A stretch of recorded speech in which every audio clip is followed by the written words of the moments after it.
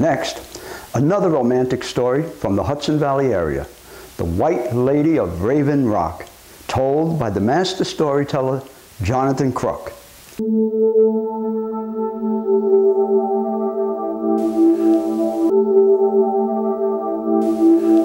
Hi all, I'm storyteller Jonathan Kruk, here with a legend found in the legend of Sleepy Hollow. It's not about the headless horseman, but rather it's a story that frightened Ichabod Crane when he heard it at Baltus Van Tassel's quilting frolic. It's called The White Lady of Raven Rock. Bump, bump, bump, bump, bump, bump, bump, bump, bump. After the Battle of White Plains, 2 British troopers stood knocking at a farmhouse door in Sleepy Hollow. Bump, bump, bump.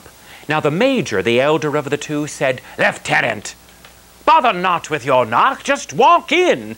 "But sir, this is someone's abode. Are we to just walk in?" "Here, let me show you how it's done, man." The major lifted the latch and walked into this humble cottage. He looked round and about. There crackled a small fire in the hearth. "Is anyone about?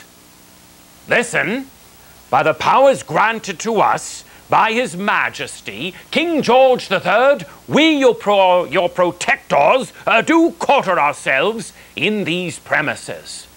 Now, come and show yourself and serve your protectors." Now there was a young woman hidden in the pantry, trembling at the thought of these 2 troopers in her house. Well then, she heard one of them say, "I know that there is someone about. The fire there crackles. Come or suffer the consequences." The young woman's name was Priscilla, I believe. She had heard about consequences from the redcoats. Sometimes it was said if you as so much as were to look at them the wrong way, they would order their Hessian henchmen, "Burn down that house! They're rebels!" And up your house would go in flames with only 15 minutes for you to clear it out. Priscilla didn't want anything like this to happen. So out from behind the flour barrel she comes, gives a proper curtsy, wrings her hands and says, "Sirs, forgive me. I was much afeard at your arrival." "Much afeard," says the major. "Pray thee tell why. You've nothing to fear from us. We're your protectors.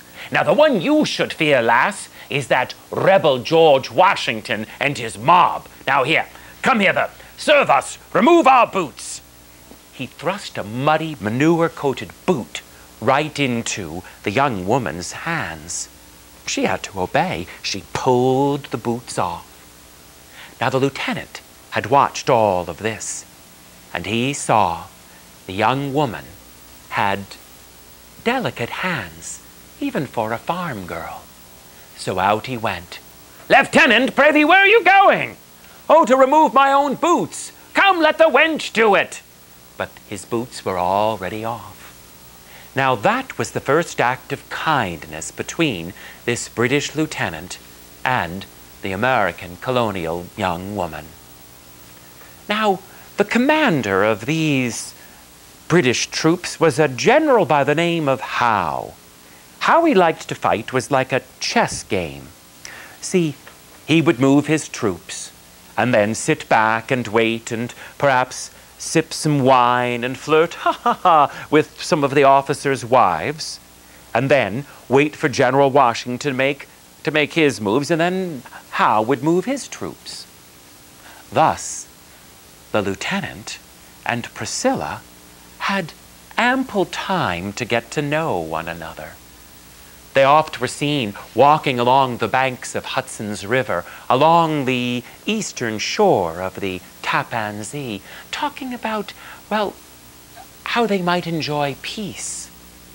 The lieutenant often talked about the sugar plantation his family ran on the island of Jamaica, and Priscilla would swoon at the thought of being with him and not having to worry about these times that tried one's soul. Now, one day, the blacksmith, he comes into the tavern. "Alewife, do you know what I just saw out there? 'Twas That Priscilla, a-walking with that British lieutenant. Fie, no good's gonna become of that. Now bring me some beer and put a bit of rum in it. Oh, you saw them walking? Do you know what I saw? I saw the two of them walking hand in hand, and then a kiss. Ach, a kiss. Wait till her brothers find out about this. The one that's fighting for Washington, the one that's fighting for the king, both of them will say, fie, no good will become of it. But what are we to do? I don't know.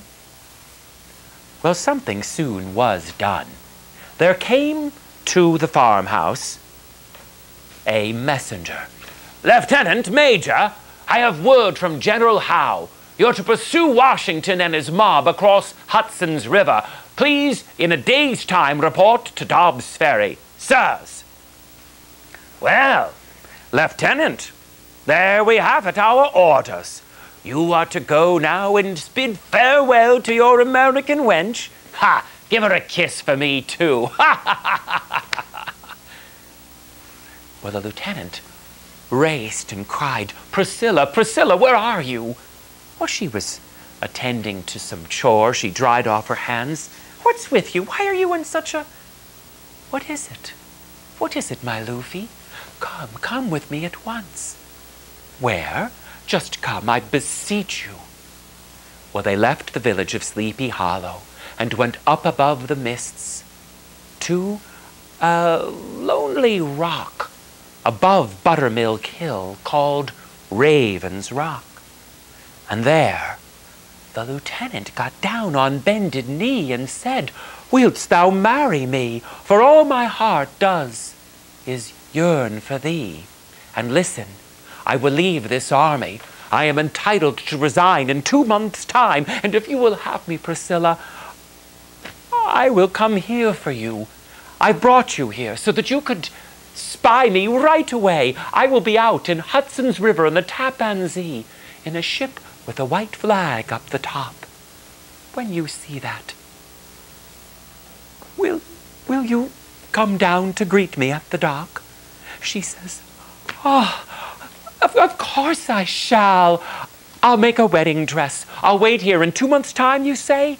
Well, as soon as I see the first flutter of your flag, I'll come down from Raven's Rock, and as soon as you land there at Tarrytown, I'll be in your arms.